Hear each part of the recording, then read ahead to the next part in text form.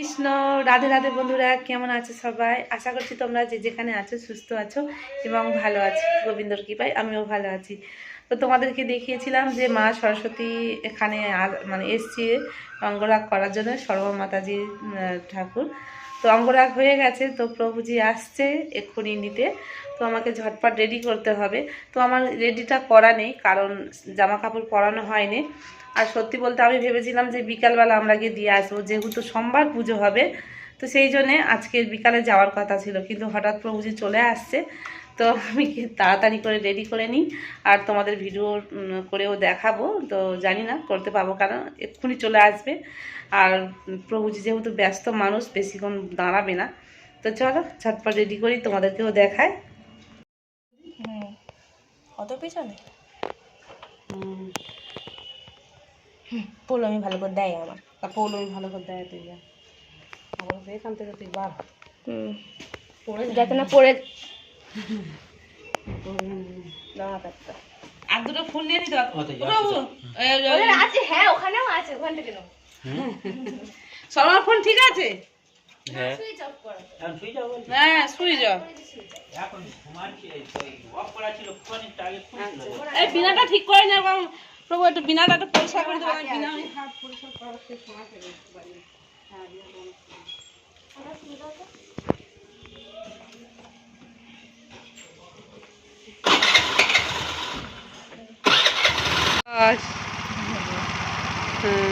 ঠিক আছে, যাও। চলে যাচ্ছে, ভালো করে ধরে নাও, ভালো করে ধরে নাও। হ্যাঁ হ্যাঁ, তোমাদেরকে দেখাবো বলে খুব ভালো করে ভিডিও করতে পারলাম না। আর প্রভু তো বললাম না তাড়াতাড়ি করে চলে আসবে, তো এসছে। তো সঙ্গে সঙ্গে আমি আর ভিডিও করতে পারলাম না, উনি তো বললাম না ব্যস্ত আছে। তো যার জন্য একটু শাড়িটা পরালাম। আর আমার কাছে গোপুসোনার সবসময় ড্রেস থাকে, আর রাধারানীর ড্রেস আমার কাছে ছিল, কিন্তু এই মুহূর্তে আমি খুঁজে পাচ্ছিলাম না। তো যেহেতু কারণ ওটা বসা ঠাকুর, তো দাঁড়ানো ঠাকুর, তো আমি ঠিক কীভাবে পরাতে পারছিলাম না। আর যেহেতু রাজহাঁসটা রয়েছে, তো সেখান থেকে স্কার্ট মতন হলে একদম কিছুতে গলানো যাচ্ছিল না ড্রেসতে। তো সেই জন্য না আমি একটু শাড়ি আমার কাছে ছিল, তো তোমাদেরকে একটু পরে দেখাচ্ছি।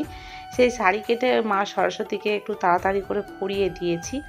আর যে ড্রেসটা পরে এসেছিলো সেটা আমার ধোয়া হয়নি।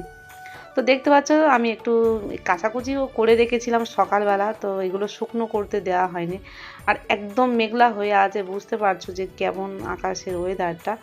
তো দেখো আমি এবার গোপুসোনাদেরকে স্নান করাবো, তো ভাবছি যে এইগুলো একটু শুকনো ছাকনা করে দিই। আর আমার ছেলে না খুব কান্নাকাটি করছে, কারণ কি বলো তো, ও দিদিভাই চলে গেছে ওর মেসোর সঙ্গে ওই শর্মা মাতাজিদের বাড়িতে। ওখানে আজকের তো রবিবার, আজকে ওদের স্কুলে সরস্বতী পূজা হবে, তো সেই জন্যে স্কুলে গিয়েছে। আর বেশিরভাগ সরস্বতী পূজা হবে মানে সোমবার দিন। আর ছেলে বাড়িতে আছে, তো ও তো ছোটো, তো ভীষণ মায়না করছে, কাঁদছে, খুব কান্নাকাটি করছে। তো আমি বললাম যে তুই একটু ফোনটা ধর বাবু, একটু মানে ওকে একটু ভোলানোর জন্য চেষ্টা করছি। আর ও বলি যে তুই একটু ফোনটা ধর, আমি একটু ভিডিও করি, আমাকে একটু ছবি তুলে দে না বাবু। তো বলতে ও একটু ফোনটা ধরে আছে। আর আমাদের এই যে ছোট্ট গাছে দেখতে পাচ্ছ দুটো দুটো কি সুন্দর মানে জবা ফুল ফুটেছে। গাছটা না একদম যত্ন করা হয় না, কিন্তু বেশ প্রত্যেক বছরে বেশ একটা করে ফুল ফোটে না, খুব ভালো লাগে দেখতে। ফুলগুলো বেশ কত বড় বড়, আর দেখতেও কিন্তু অনেক সুন্দর। তবে ফুলটা তুলি না, এই জবা ফুল বলে যে ভগবানের সেবায় লাগে না। তো যাই হোক, এমনি তুলসী মহারানী বা রাধারানীর দেওয়া যায়, অসুবিধা হয় না। তো এই দেখো তোমাদেরকে দেখানো হয়নি, এই যে সাইডটা থেকে কেটে আমি তাড়াতাড়ি করে সরস্বতী মায়ের পরিয়ে দিয়েছি, একটু কেটে নিয়ে ঝটফট করে। আর পাড়ে তো লেন্স বসানো নেই, মেশিন হলে তাড়াতাড়ি করে হতো, কিন্তু কি করব ওই সময় তো অত তাড়াতাড়িভাবে হয়ে ওঠে না। আর লেন্সও ছিল, তো আমার কাছে পাড় ছিল, সেটা দিয়ে কোমরে এমনি বেঁধে দিয়ে পরিয়ে দিয়েছি। তো তাড়াতাড়ি করে আর কি করব বলো, তো এটা ছিল বলে যাই হোক কাজে লাগলো। না হলে আমি কি পরাবো ভেবে পাচ্ছিলাম না। আর স্কার্টের মতন যে ড্রেসগুলো, এই যে গোপুসোনার ড্রেস আমি ভেবেছিলাম পরিয়ে দেবো, কিন্তু কিছুতেই হচ্ছিল না, জানো তো। যাই হোক ওপরের জামাটা আমি পরিয়ে দিয়েছি, মানে ব্লাউজ টাইপের মতন করে দিয়েছি। তো এগুলো একটু গুছিয়ে নেবো তাড়াহুড়ো করে, না সব সাজের জিনিসগুলো পাড়া হয়েছে, কিছুতেই মানে তাড়াতাড়ি করতে যাচ্ছে যত দেরি হয়ে যাচ্ছিলো। তো কি করব, তাড়াহুড়ো করে জিনিসপত্রগুলো অগোছানো হয়ে আছে, এগুলো গুছিয়ে গাছিয়ে নিয়ে তারপরে আমার গোপুসোনাদেরকে স্নান করাবো, তারপরে রান্না করব। অনেক তো কাজ রয়েছে, আর আমার ছেলে ফোনটা ধরে আছে। তো এই যে আমি সকালবেলা গোপুসোনার বাবার সেবাটা দিয়ে যে ভোরবেলা উঠে আরতি করা, তারপরে সেবা দেওয়া, ভোগ লাগানো সব কিছু করেছে। তো 2 টাইম সেবা দেওয়া হয়ে গেছে, ভোগ লাগানো হয়ে গেছে। তো আমি এখন একটু আচমন করে নিচ্ছি। তো বেলাতে আচমনটা করলাম, তখন করতে পারিনি। সকাল থেকে উঠে মেয়েরা স্কুলে যাবে, শাড়ি টাড়ি পরিয়ে দিচ্ছিলাম। তো তখন আমার তিলকগুলো করেছি, কিন্তু আচমনটা করা হয়নি। তো সেই জন্যই এখন গোপুসোনাকে তো স্নান করাবো, আচমনটা করে নিলাম, তারপরে স্নান করাবো। তো দেখতে পাচ্ছ আজকের আমি স্নান করাবো আমার মোহন সোনাকে। আর মোটামুটি কিন্তু গরম পড়ে গেছে, খুব বেশি আর ঠান্ডা নেই জানো তো। যদি বা বৃষ্টি হয় তবে হয়তো একটু ঠান্ডা ফেলতে পারে। তো এখন আপাতত সেরকম ঠান্ডা নেই। তো মেঘলা ওয়েদার করা আছে, কুয়াশা ভাব, তো ভালো গরম আছে। তো সেই জন্যে আর গরম জল করিনি, এমনি টাটকা জলেই স্নান করিয়ে দেবো। গরম জলটা হলে কী হবে না, ভালো লাগবে না। তো এমনি আমাদের এখানে টাইম কলের জল আসে, তো সেই জলেই স্নানটা করিয়েছি, আর একটু সঙ্গে গঙ্গা জল দিয়ে আর তুলসী পত্র ফুল দিয়ে গোপুসোনাকে অর্চনটা করিয়ে নেবো, স্নানটা করিয়ে নেব। তো 3 জনকে হয়তো করাতাম, কিন্তু 3 জনকে একসঙ্গে আর করালাম না, একজনকে করালাম। তো মোহন সোনাকে তো কম স্নান করানো হয়, কারণ যখন তাড়াহুড়ো করে টাইম থাকে না, তখন মোহন সোনাকে স্নান করাতে গেলে অনেকটা সময় লাগে। স্নান করিয়ে ড্রেস পরানো সব কিছুর দিক থেকে, আর বিশেষ করে তো ঠান্ডার পোশাক পরাতে গেলে, এখন একটু গরম পড়ে গেলে তখন ড্রেস পরানোর কোনো সমস্যা হয় না, ঠান্ডার পোশাক পরাতে গেলে অনেকটা দেরি হয়।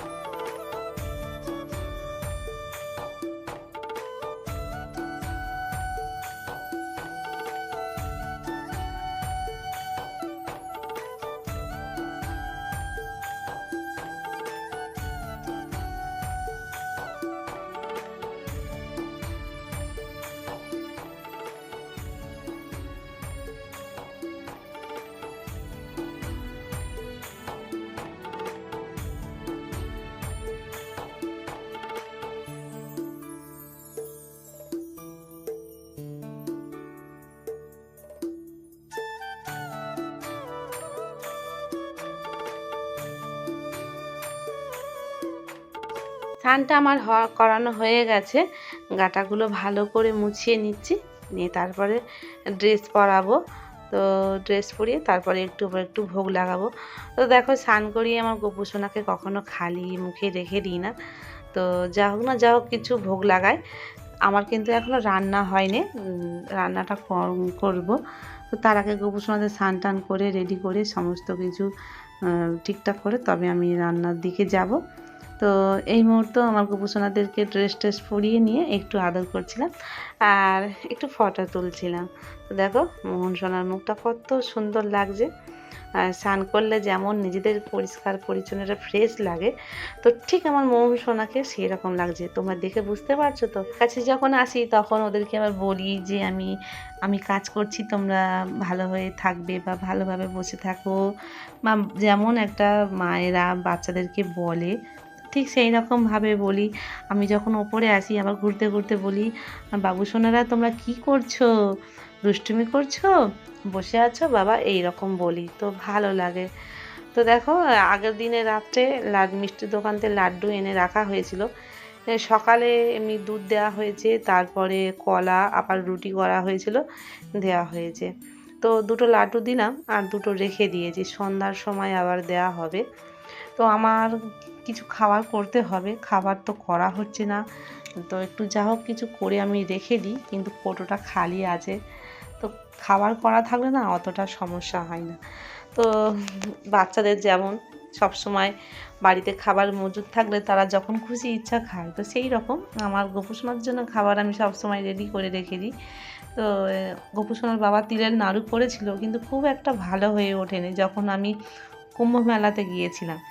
তো একা একা করেছিল তিলের নাড়ু, কিন্তু নাড়ুটা খুব একটা খাস্তা হয়নি আর মিষ্টিটা কম হয়েছে। তো দেখো, তারপরে গোপু সোনার জন্য তো প্রত্যেক দিন আমি দুধ নিই, তো দুধটা একটু গরম করে রেখে দিচ্ছি। দুধটা আবার বিকালের দিক হোক বা রাত্রে হোক, যা হোক, যখন দেয়া হবে, দুধ থাকলেও সেটাও একটা নিশ্চিন্তা হয়ে যায়, দুধ বিস্কুট বা দুধ রুটি এই রকম দিয়ে দেওয়া যায়। তো বেলায় হলে আবার দুধ অন্যও দেওয়া যায়, কোনো অসুবিধা নেই। তো দুধটাকে ভালো করে জাল দিয়ে ফুটিয়ে আমি রেখে দিয়ে তারপরে এদিকে আবার দুপুরের সেবাটা দিয়ে দেবো তোমাদেরকে দেখাচ্ছি। দেখো, আজকে কিছুই করতে পারলাম না আমার গোপু সোনার জন্যে। আগের দিনে 4-5 রকমের তরকারি করেছিলাম, আজকে শুধুমাত্র একটু বাঁধাকপি চচ্চড়ি করেছি আর ঘি দিয়ে অন্ন দিয়ে দেওয়া হয়েছে সেবা। তো মেয়ে ওর মাসিমণির বাড়ি গেছে আর আমি একটু বাইরে বার হয়েছিলাম, তো আসতে দেরি হয়ে গেল আর বিশেষ কিছু করতে পারলাম না। তো তবুও তোমাদের সঙ্গে শেয়ার করলাম, কেমন লাগলো কমেন্ট করে জানিও। দেখা হচ্ছে পরবর্তী ভিডিও নিয়ে। রাধে রাধে।